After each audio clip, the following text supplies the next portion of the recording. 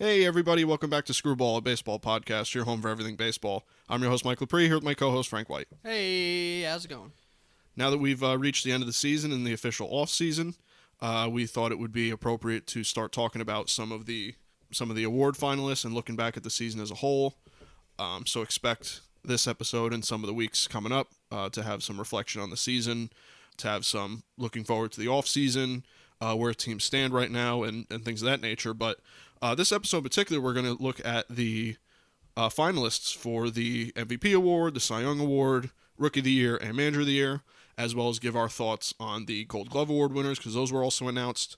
We waited to record this until we got both of the fields kind of figured out here.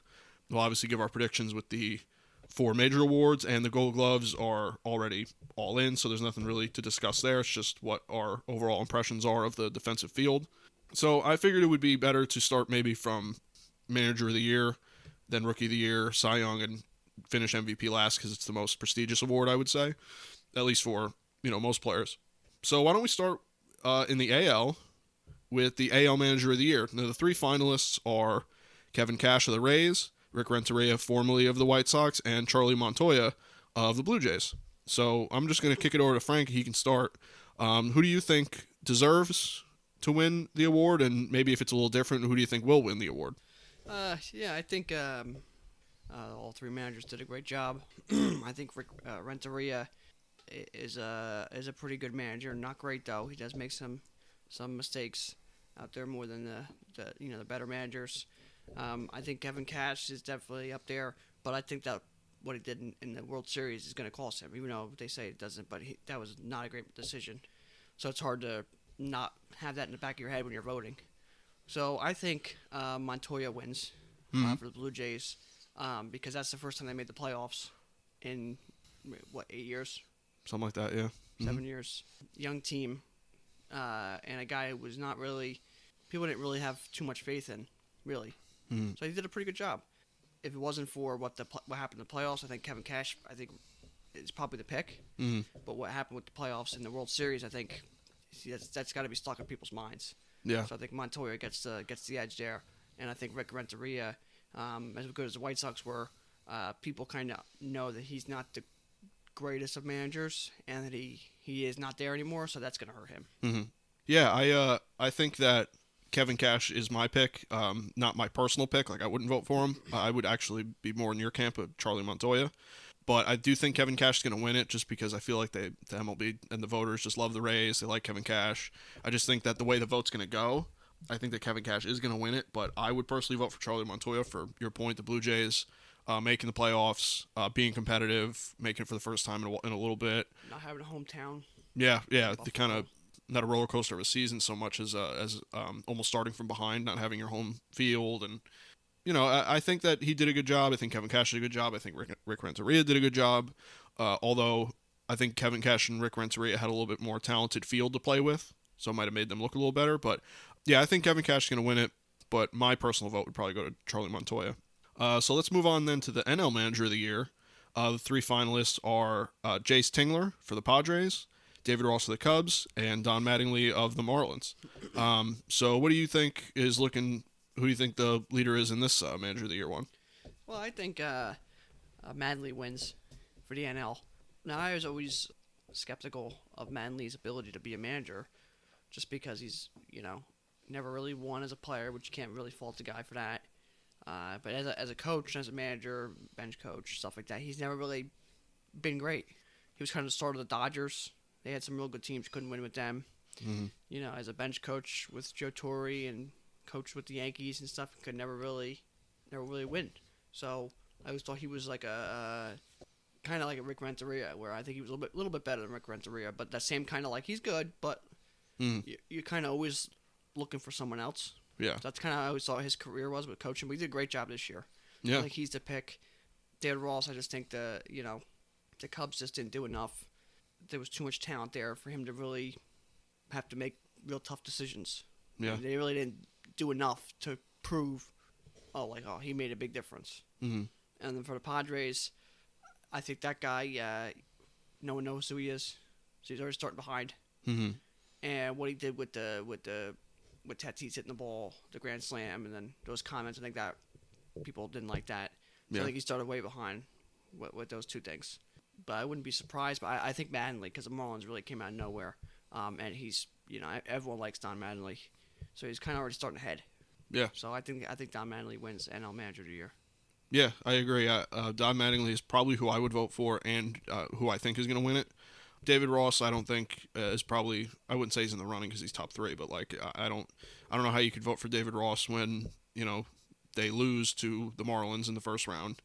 They have a lot of talent in that team. It just they didn't get the job done. Jace Tingler, I could see getting some votes considering that they like the Padres. Padres are very exciting. Kind of didn't come out of nowhere, obviously, but kind of came and kind of not shocked the world, but they played well and they were a little bit underdogs. So I could see him getting a few votes. I could see him finishing second, but I think Mattingly, for what the Marlins had to deal with the COVID outbreak and really the adversity they kind of had all season, and making it past the Cubs and making it to ALDS or the NLDS. Granted, they ran into the Braves, and we know how that happened, but they did a good job. Don Mattingly's a good coach. I'm surprised they didn't put Dave Roberts on here because I feel like they love Dave Roberts, even though I'm not a big fan of his managing. I don't know if many people are, but so it's good to see the maybe a little different cast of characters nominated for Manager of the Year, which is good. So move on to Rookie of the Year. Got some exciting young talent out in the MLB right now, and still not necessarily rookies, but some guys that are real young talent. So it's kind of looking forward to the future of baseball. So we'll start in the AL, where your finalists are Kyle Lewis, Luis Robert, and Christian Javier, who is I believe a reliever for the Astros, right? Or was he like kind of? I think he might do both. I'm pretty sure he was a reliever, but I could be wrong. But anyway, so yeah, I'll shoot it over to you. Who do you think out of Kyle Lewis, Luis Robert, and Christian Javier? Who do you think's the Rookie of the Year? Well, I think they all had really good years. I think Luis Robert is unbelievable. Oh yeah, I think he's really just an unbelievable talent and a superstar. But Kyle Lewis had an unbelievable year. I think Kyle Lewis wins it. I think Luis Robert has the extra vote or two on his side to start off because people really like him and they know he's a really great superstar at all aspects of the game. The team obviously did better. The team went farther.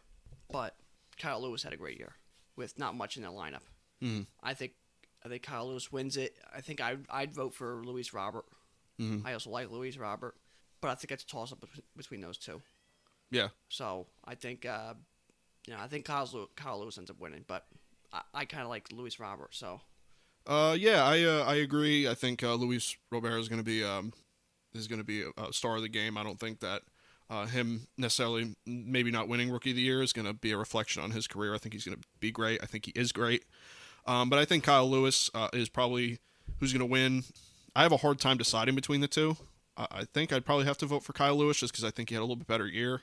But, I mean, the two guys just really came on strong and played well for their teams.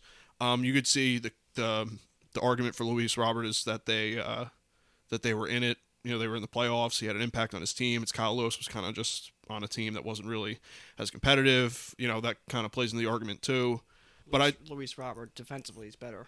Yeah. Oh, sure. I mean, not that Kyle Lewis isn't good, but Luis Robert had better. So offensively, Kyle Lewis might have put up better stats.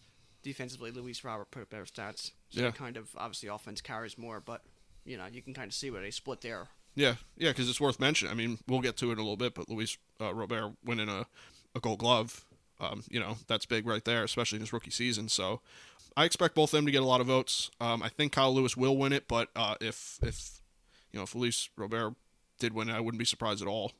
It makes sense. So then let's move on to the NL for the Rookie of the Year here. Your finalists are Jake Cronenworth, Alec Boehm, and Devin Williams. 3 guys that really had a great year. Devin Williams in particular had a really good pitching year. So who do you think is the favorite here for NL Rookie of the Year? I think Alec Boehm. I think he really is the favorite. He wasn't much, I think a couple at-bats, a couple plate appearances away from being eligible for the batting title and winning the batting title. High prospect. He really kept the Phillies afloat. And he's a really good player.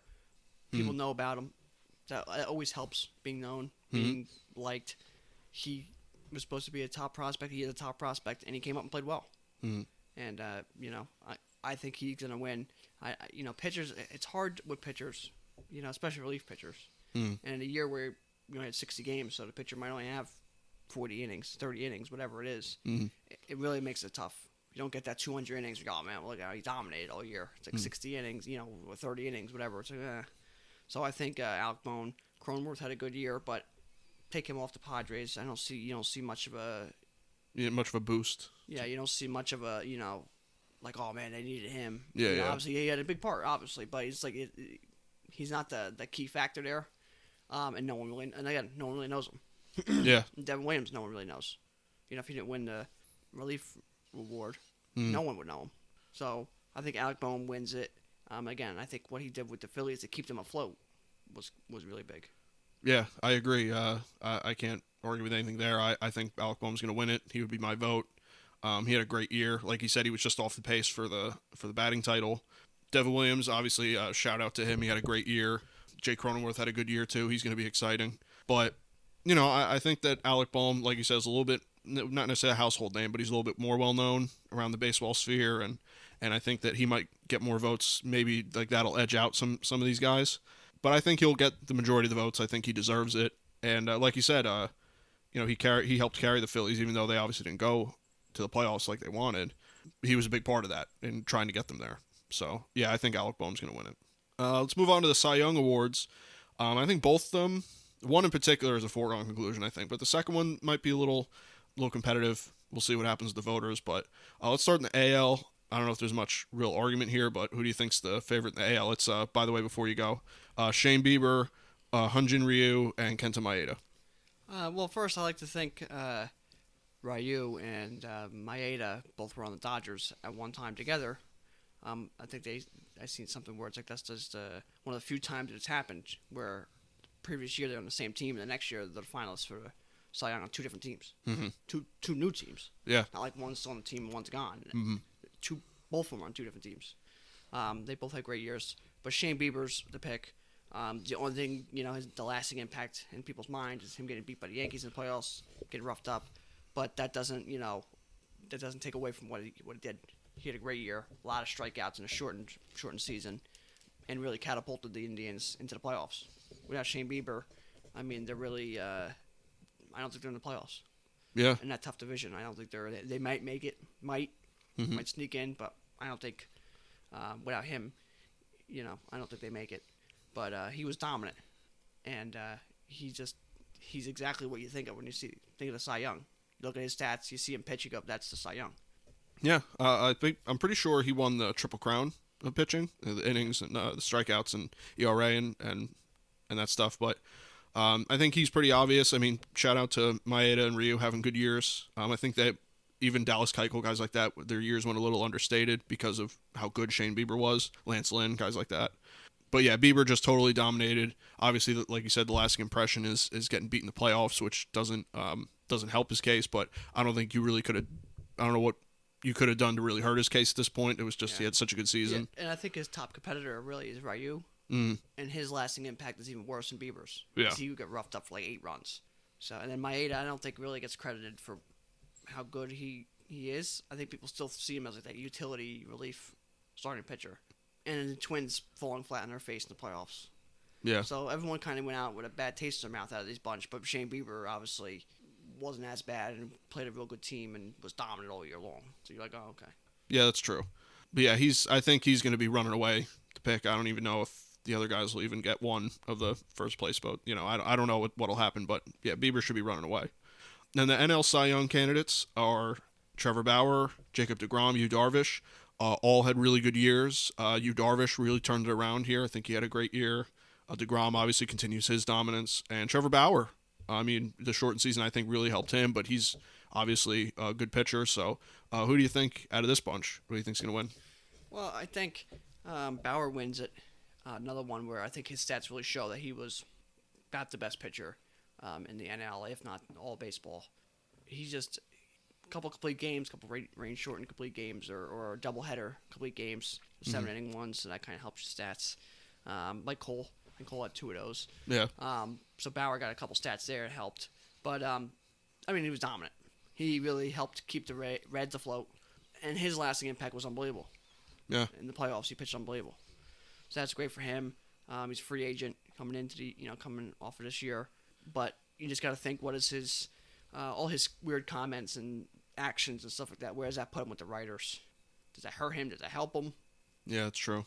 You don't really know. Yu Darvish, I think, had a great year. I wouldn't be surprised if Yu Darvish really finishes close to first, because he had a great year. Bounce back player of the year could easily be, or comeback player of the year. I think easily could be Darvish. Sure. Fall hard, came back second half of last year. He pitched well. He got his accuracy, his control back, and he was really maybe better this year than he might have ever been. Yeah, I agree. All 5 pitches, 6, 7 pitches, whatever he's got. His velocity was there. His manner on the mound. He gets a couple hits or whatever. He didn't get flustered. Yeah. He really was, I think, really the only shining light the Cubs had. Yeah. Baez down here. Contreras, I don't even know if he played. That's how you don't even remember him out there. Bryant, terrible. Rizzo, after the first week or so, struggled. Hayward played well. Hayward was, and then Darvish. So he pitched, great year. And then you get to DeGrom, who continues to have good years. The Mets being not a great team and him not coming away with wins affects him. I don't think, I'm one of the guys who I don't think DeGrom should have multiple Cy Youngs. And I think it should have been hard fought for him to get the one. But, if he would have got the one, it is what it is. But you got to, he doesn't have control over wins. Well, you got to win games, though. At some point, you got to help win. In those games that you do get 2 runs, you don't have to go up 2-2. Oh, how many games does he come out when they only give him 1 run or they're losing 1-0? There's not as many games as people think. To think that it happens all the time. I believe it was, single-digit game number in the last 2 years that's happened with him. So you go, but you got to win some games. That's how it is. Yes, strikeouts are, up there, ERA is up there, but, or down, ERA, however you want to go about it. But, he kind of pitches, sometimes he pitches to his competition. There's games where you go, oh, man, they give him 3 runs. That should be enough. Yeah. He should be able to get through, and then 6, 7 innings, he gives up 3 runs. So, yeah, that's not a bad start, don't get me wrong, but your offense is scored, you got to win that game. You got to come away with 9. You can't win with 9 wins in a normal season. It's hard to do that. You got to come away with 12, 13, 14, 15 wins. 15-2, 15-4, 12-4. I think he won the Cy Young 9-10 his first year. Wasn't even 500. So, he doesn't get wins, he doesn't get run support. Then how did he get 10 losses? Now, if he was like 9-3, 9-4, at least that helps a little bit. Yeah. He still had 10 losses. Yeah. So I'm one of the people that thinks that you do need to win some games. Obviously, the team doesn't help, and he is one of the best pitchers in baseball. But you gotta win games. Yeah. I still do agree with the being able to having to win games. They don't have to be the most wins, but you gotta show that my stats all around are good. Not just the sabermetrics, not just the strikeouts, not just the ERA. It's gotta be all around. So you gotta have some wins. I know Felix won 1 year. I think he was 12-11. Yeah. But again, 12 wins. Over 500. Yeah. As I just mentioned before. DeGrom was 9 wins and under 500 his first year he won a Cy Young. It's like, Philly, you break it down, he got you 9 wins, he got you 10 losses. If you want to just be black and white about it, real old school, he was -1 on the mound. Obviously, that's not the case with the WAR and all what he produces, but black and white, he was -1. Great pitcher, though, and, just some bad luck.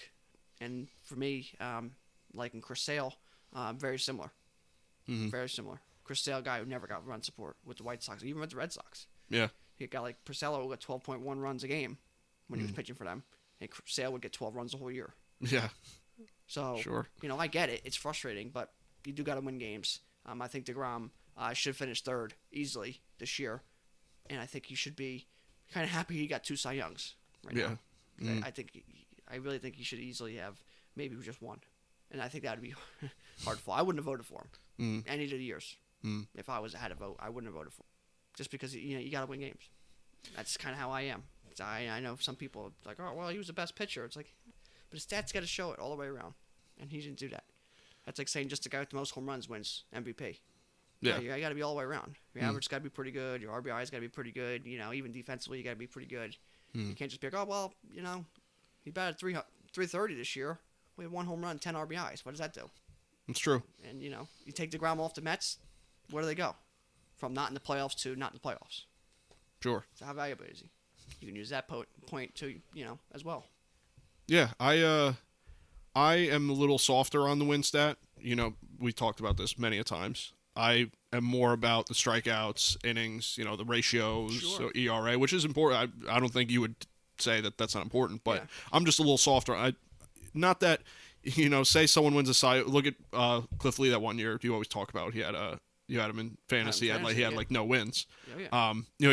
There's sometimes when it's inexcusable, and there's sometimes where I think DeGrom that one year had a 1.76 ERA, something ridiculous.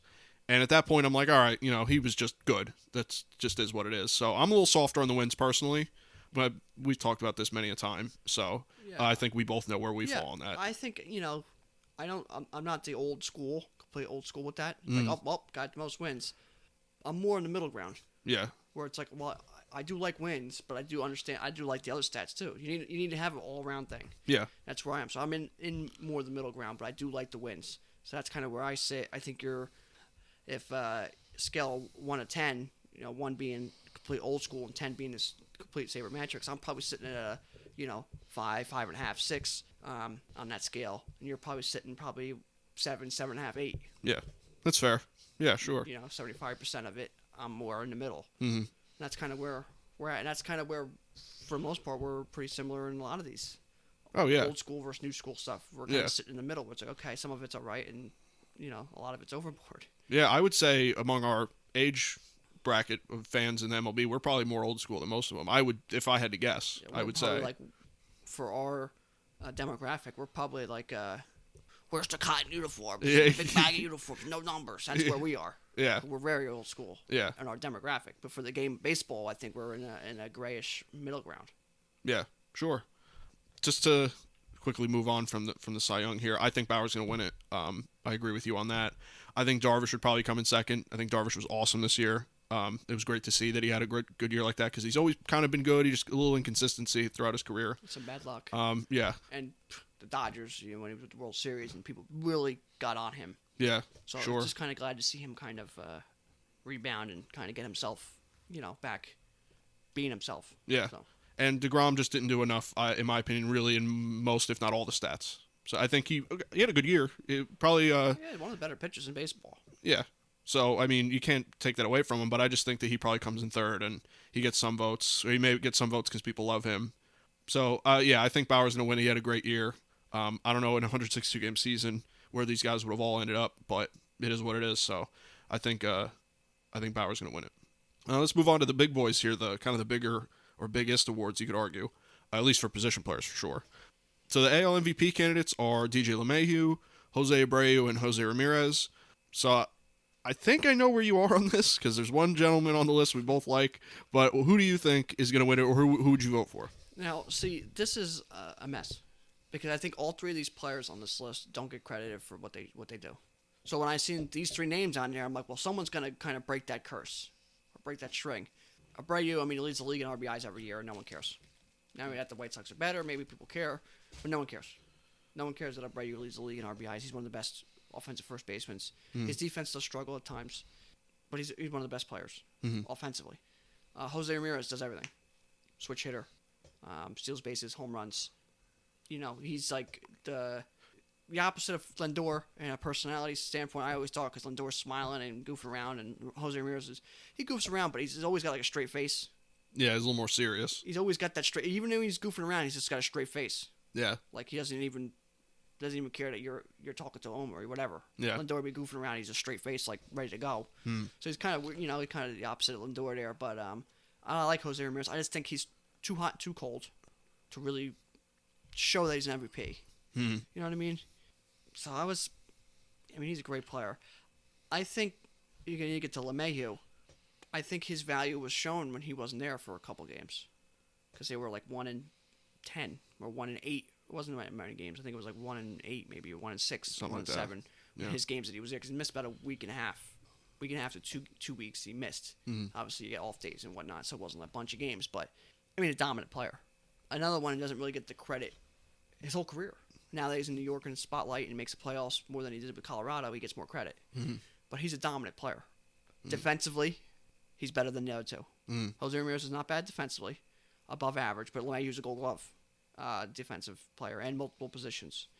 Abreu is probably average, if not just below average. Yeah. LeMahieu is a Gold Glover, batting title, hit home runs, had RBIs, a constant in the lineup, and played well in the playoffs.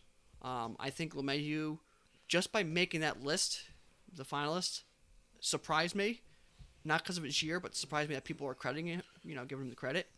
And that made me feel that if they're going to give him the credit to make that list, there's push there to make him the MVP.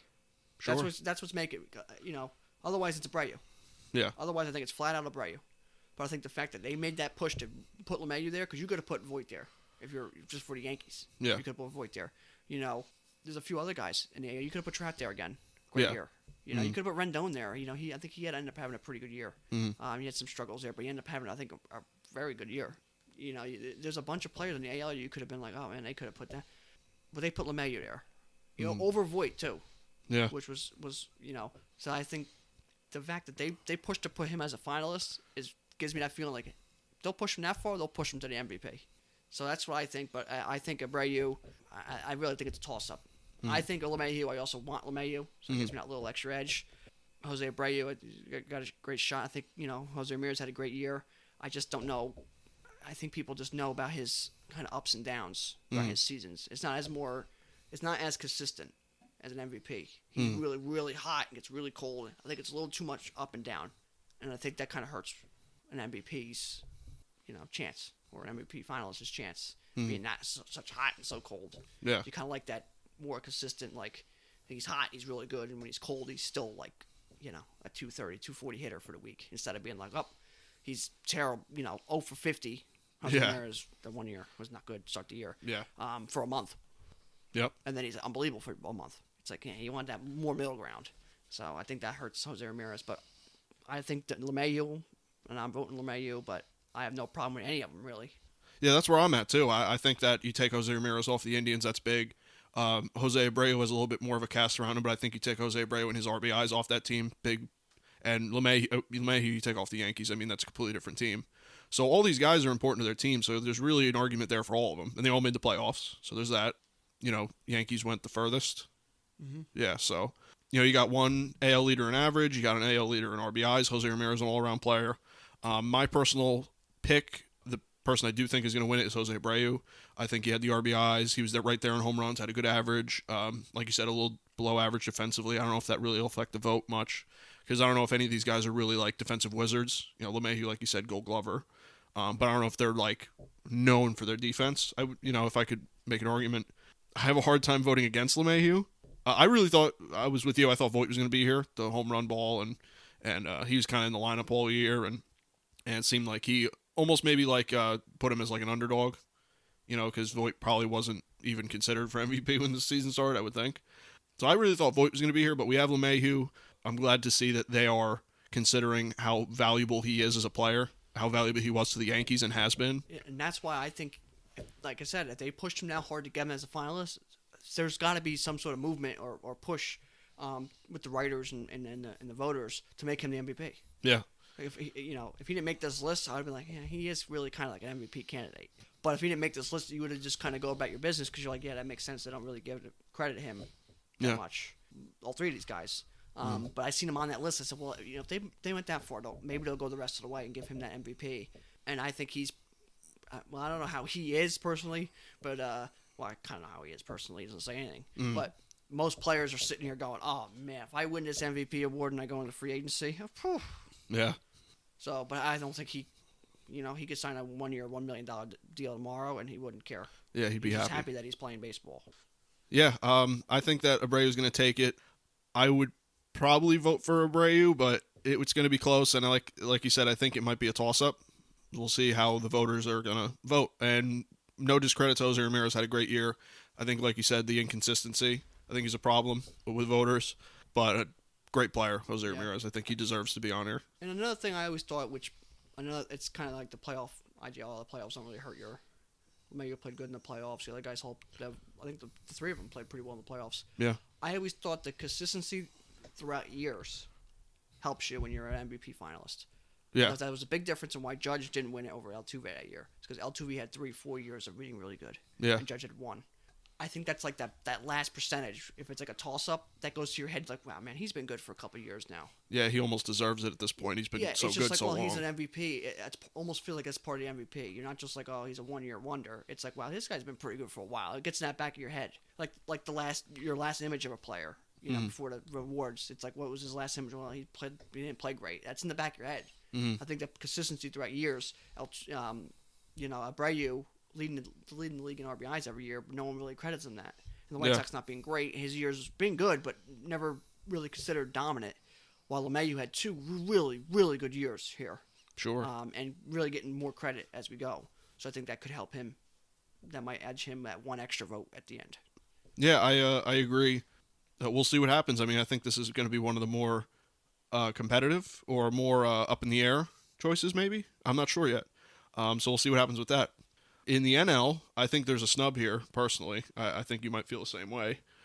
But the finalists for NL MVP are Mookie Betts, Manny Machado, and Freddie Freeman.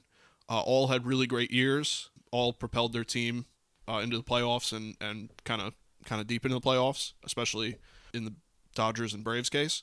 So who do you think? I'm interested to see who you think is going to win the NL MVP. Yeah, I think it's funny because I think both MVP awards kind of have the same type of players there, where you have one guy's a free agent, LeMahieu AL, NLs. Well, no, you don't got Ozuna there. Yeah, I was going to get into that. Because Ozuna should be there. That's right. Ozuna's your NL MVP. Yeah. That's really how it should be. But if Ozuna's not there for some crazy reason, I don't understand Freddie Freeman should be your NL MVP. Mm-hmm. Freddie Freeman should really be. Was dominant. Carried the Braves. Consistency throughout years helps him. Defensively helps him tremendously. Yep. I think Machado had a great year, but people are gonna discredit him because of Tatis and some of the moves they made, some of the other players. So he'll get some discredit there. Mookie Betts is loved, gets a lot of credit and votes and awards, because of people like him so much. Not that he's not good, but I think he might have stole an award or steal some spots here or some votes or whatever because of being well liked. A good catch is a greatest catch with him. Yeah. Kind of thing. He's one of those guys. And there's nothing really wrong with that, but sometimes you look at it, you go, he just caught a fly ball. He's not the greatest play. And like, it's the greatest play. So he's well beloved though, and he had a good year. But I think Freddie Freeman is the MVP. Another one. It's about time he kind of gets that top level of credit, and he's just had a great year. He really did, and he was a great guy. Yeah. Mr. Brave right now. Hmm. But, God, Marcell Ozuna is your MVP, really. That's- Marcell Ozuna yeah. should be your... almost won Triple Crown. Yeah, I mean, there's no excuse. That's like saying Miggy that year, if he missed the average by 2 points, he wasn't the MVP. That's crazy. Well, you can say, oh, Trout had a great year that year, but you right there in a Triple Crown, Marcell Ozuna was, 338 this year, average? Something like that, yeah. 18 home runs. Mm-hmm. What do you have, 68 RBIs in 60 games? You double that to 120-something. And then the season's almost triple his number. It's 162, triple 60s, 180. It's almost triple his RBI numbers, just about triple them. Where you're sitting, about 200 RBIs. I was going to say historic levels. Yeah, take some off because obviously it's not quite tripled. Yeah. You're talking about 180, 170, 180, 190 RBIs. Yeah, crazy amounts. That's unbelievable. Yeah.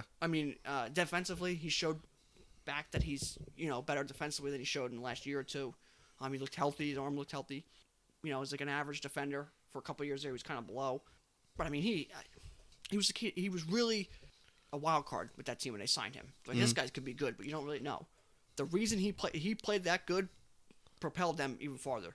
Yeah. Freddie Freeman will take you to the NL, to the playoffs, NLDS, and maybe the NLCS.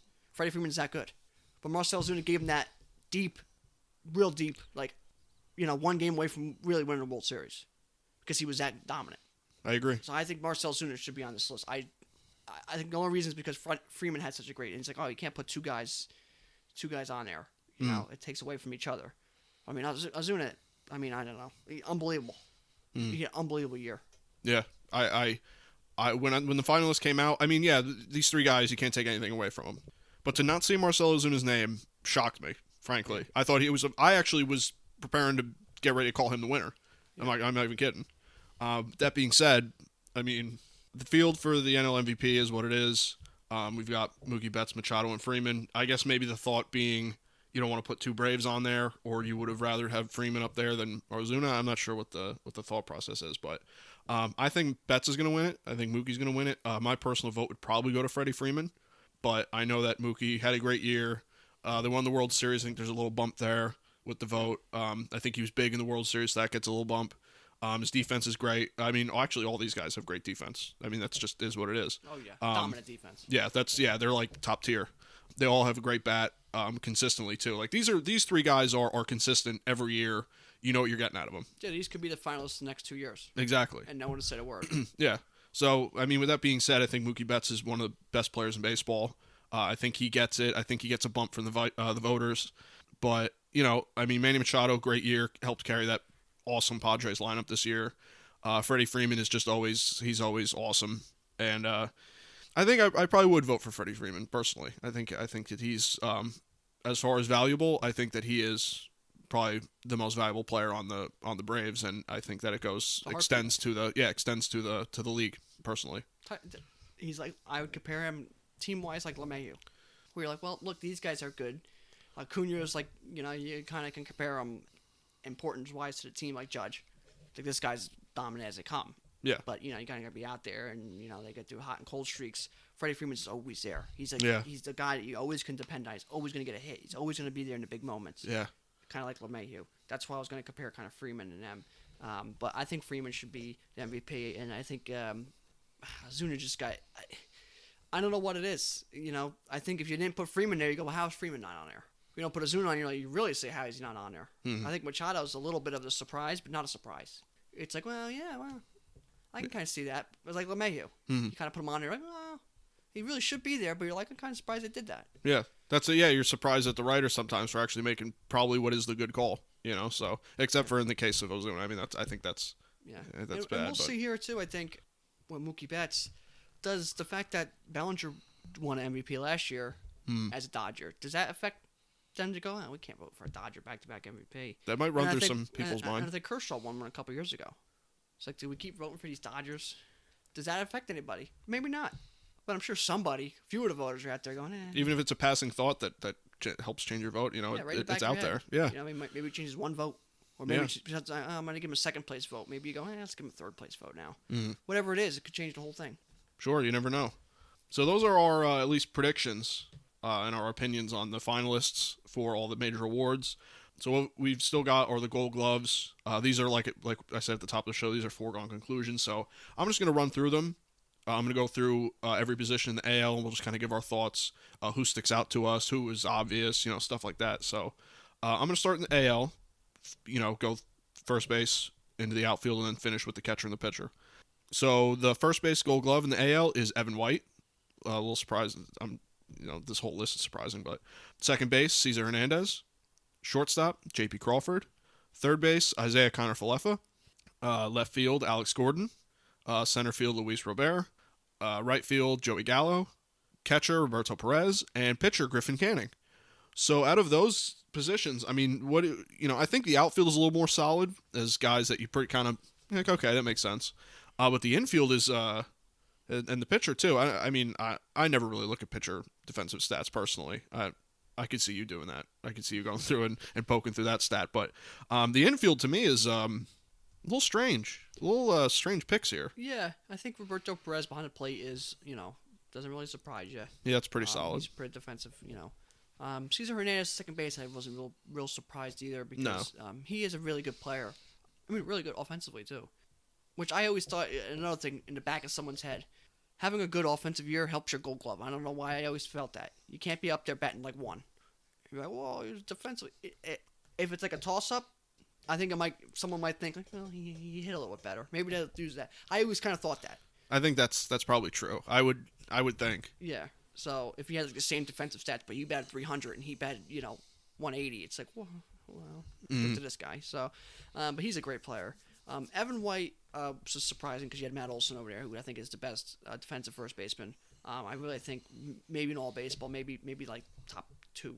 Mm-hmm. Maybe Freddie Freeman's better than him. But Evan White's he is really good. He's a really good defender, and he's going to be a really good player. I was just kind of surprised. You just feel like you would have gave it to the guy you kind of know because it was a 60-game season. So, no, this guy we all know he's good. Yeah. It kind of felt like that's how it was since you didn't have a big sample size. Like, well, you give it to the guy you know is really good consistently. But great for Evan White, J.P. Crawford. I mean, they look at two guys on the same team defensively, and he's great defensively. J.P. Crawford. Oh yeah. He's got to get his offense better. He's been working on it, but he's great defensively. So good, good there. And then Kiner Falefa at third base. I don't really understand. No. Because third base is such a saturated position, especially defensively, as it always is. And you pick a guy who really doesn't play third base consistently. He catches, he plays second, he plays outfield, he plays first, and you picked him for third base, Gold Glove. It doesn't make sense to me. I don't think he. Not saying he's not a good defender, but there's no reason he should be a Gold Glove this year. Outfield wise, Alex Gordon, he's always good defensively, and kind of send off for him. So good for him. Luis Robert, he's going to be one of the best defensive outfielders you're ever going to see. Joey Gallo is a very good outfielder. So I mean, the Gold Gloves, they make sense for most of these guys. Falefa's my one that I would say that's, I don't like it. But that just again proves the point that Gold Gloves really are just a toss up, and they really mean. I hate to say it because I'm a defensive guy, but they mean nothing. Yeah. You had a guy like Rafael Palmeiro, one year he played 30 games at first base. He won a Gold Glove. He played 30 games there. Won the Gold Glove. And that's not a 60-game season. Yeah. That's a 162-game season. He played 30 games. Won a Gold Glove there. So those stats, get tossed up. I believe Jeter won a Gold Glove at shortstop. I think he might even have a few. You can go look at his stats. He's labeled and some metrics. He's the worst defensive shortstop by metrics, and he's a multiple Gold Glove winner. It's like, yeah, is he really? Probably not. But to win multiple Gold Gloves, yeah, it's like Derek Jeter, Ozzie Smith. Like, who you take it defensively? yeah. So Gold Gloves, I hate to say, but sometimes they really are a crapshoot. Good for these guys to win it, get some recognition, especially to some of these teams that aren't great. Alex Gordon with the Royals, some of the smaller names, J.P. Crawford with the Mariners, Evan White with the Mariners, Cesar Hernandez finally gets some recognition. Luis Robert as a superstar kind of coming up, and Gallo as an offensive superstar to kind of give him some defensive credit. Griffin Cannon on the mound, another Angel to show that they do have a pitcher over there. Yeah. So that's good for him. I think he's going to be a really good pitcher coming up. But it's good for these guys, and I think you have to win the Gold Glove to be the Platinum Award winner. Out of this bunch, I find it hard to pick one who's going to be a Platinum Award winner. But if I out of the bunch, I know him, and Luis Robert. He's the best defender on that field out of those people. So yeah, I don't want to sound. I'm not going to go through all of them and sound redundant because I basically agree with you on all of it. Even the third base, kind of Falefa. I personally think Gio Urshela.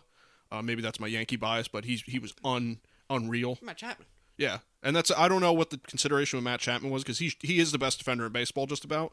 So I don't know what the consideration there was. Maybe because he was hurt. I don't know if that played into it. I think even Rafael Devers had a really good defensive year. Yeah, he's not a defensive guy. No. So you'd think, oh man, he really, he proved himself. Let's give him something. Yeah. So I don't think he's a really good defender. But this year, I'm pretty sure his stats show that he was pretty good. I mean, this guy's all over at third base. Yeah. Over Jose Ramirez. He's in the MVP. You tell me he could win a Gold Glove? Yeah, I don't know who I can't remember off the top of my head who the finalists were because they do have a set of finalists.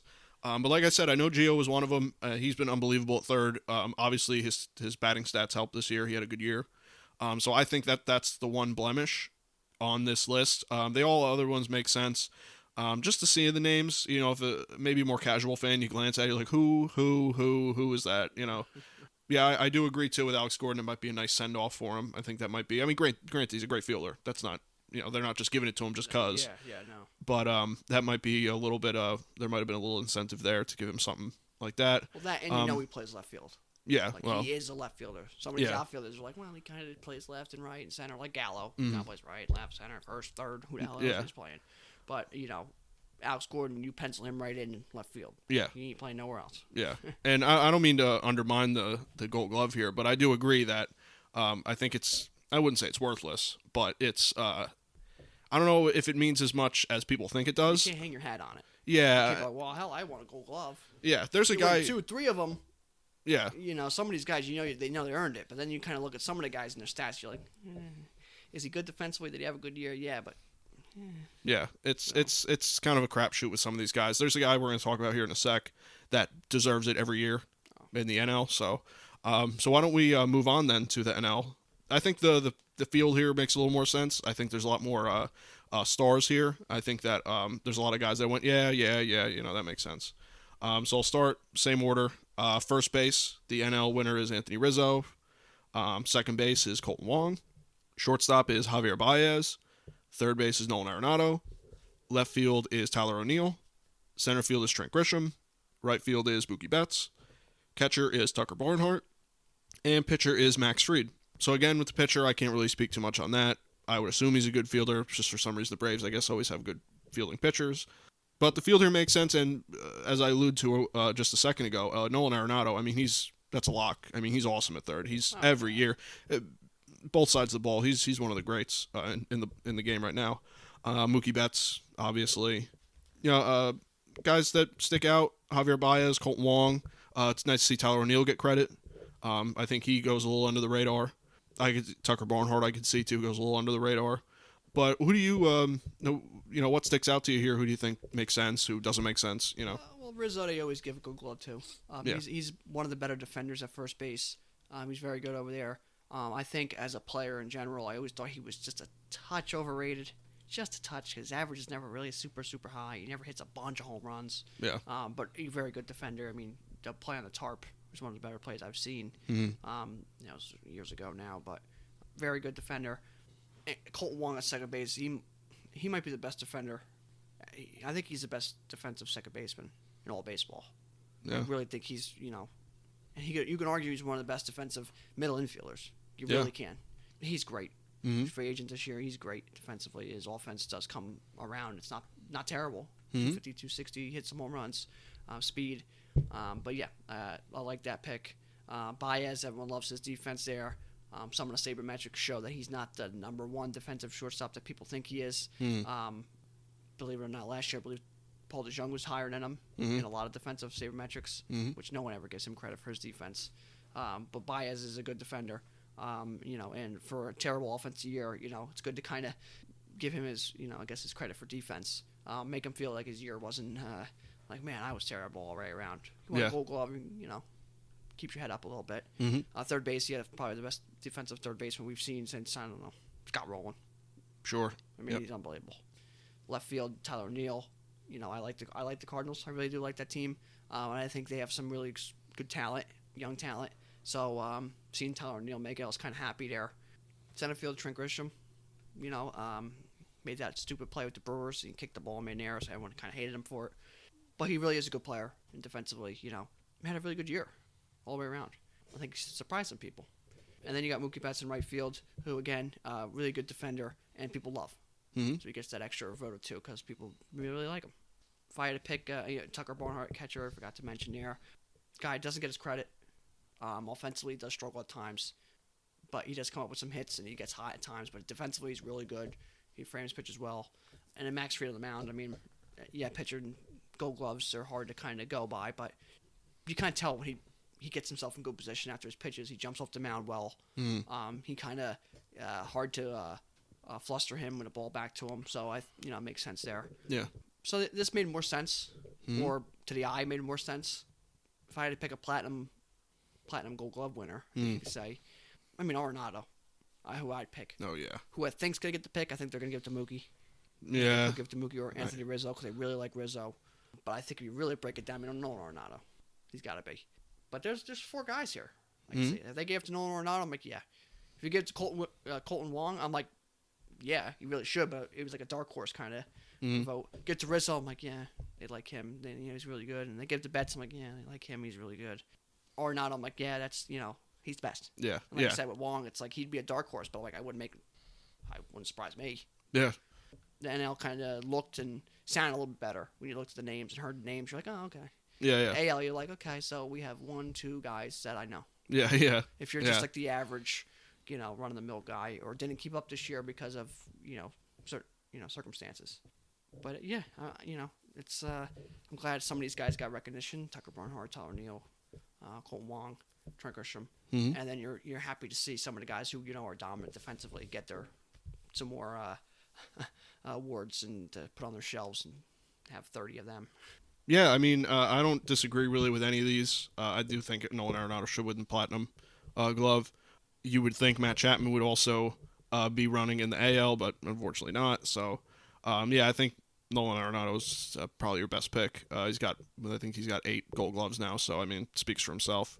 But yeah, those are the Gold Gloves. Those are the winners in both the AL and the NL, and those are our predictions for the award winners. So we'll see what happens with the awards. We'll get some announcements, I believe, next week. They're all going to be listed off 4 days in a row. So we'll have some answers for you. We'll have some answers the next time we record, maybe. But then the week after that, we'll have all of it rounded up, and we'll take a look at it. Yeah, we'll do a roundup of the awards and kind of a touch up on the season, and give you a breakdown of our schedule going forward. But that's pretty much it for me for the awards. Yeah, that's all I got too. I mean, a lot of this stuff is pretty self-explanatory. We already kind of touched on a lot of it. Yeah, here's some quick news pieces here. Trevor Bauer declined a qualifying offer, which is expected. Tony La Russa hired for the White Sox. Yep. AJ Hinch, back in baseball, hired for the Tigers, which was kind of surprising. Yeah. To me and Mike, the fact that Cora could come back for the Red Sox, kind of surprising as well. And the winter meetings, in-person meeting is canceled, and it's going to be all virtual. Some things to take note of, because that might affect some of the moves that can happen. But when you're in person, I think the trades they fly off the wall. When you're on the phone, you can have time to hang up and call back and whatever else. So I think that can make some changes there. But other than that, I just want to go into our trivia question here for the week. This week's trivia question to go along with awards: what position has the most MVP seasons in baseball, in Major League Baseball? So what position has the most MVP seasons in the MLB? And that is first baseman. 34 seasons. First baseman has won an MVP. And I believe the most MVPs for one first baseman is a tie between Jimmy Fox and Albert Pujols. They both have 3. It makes sense. First base is an offensive position. Home runs, RBIs, middle of the order, big name guys. So that makes sense. Yeah. It really makes sense. Some of the best players of all baseball played first base. Yeah. It's an offensive heavy position. You get a lot of leeway with your defense. So you don't you're not as psychoanalyzed as say like shortstops or center fielders or stuff like that. My guesses for it were mainly first and right. I just thought that those positions made sense. Center field too, with offensive heavy guys, kind of leaders, stuff like that. But first base makes sense when you think about it. That's a good one. Yeah, I figure go to awards, goes hand in hand. Mm-hmm. So I figured we'd throw that out there, and I'm sure it'll surprise some people. Some people I think will get it, but I think some people might go, maybe third base, maybe center field, because some superstars played there who had to win some MVPs and who did win MVPs. But yeah, that's a trivia question. So that's pretty much it. Yeah, that's all I got. Unless you want to wrap up with anything else, we can get out of here. No, I mean the Raiders won this week. They played the Browns in 50-mile-per-hour gusts and rain, sleet, hail, snow, terrible conditions. Their kicker missed a kick, which it was through the uprights and hooked all the way, hit the other upright. It was crazy. But they won. Ugly and proud. That's what you got to do in games like that. So they won. They're 4-3. They beat the Browns. This week they go to L.A. and play the Chargers, who flubbed that game, blew that one again. So hopefully they can jump out and get another win and be 5-3 here at the midway point. So pretty happy with the Raiders. Yeah, cool. Giants still stink. There's that update. They almost didn't stink though. Monday. Yeah, that would have been nice to beat the Bucs, beat Tom Brady again. But that's the Giants. That's them. What they do. They lose. They're what, 1-7, something like that. They're a game out of the hunt. How about that? What a great division. Oh.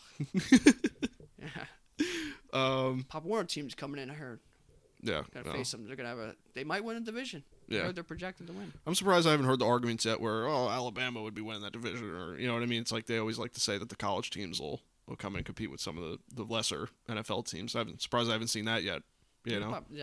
Well, it is not a great division. No. You got not great teams. That's a mess.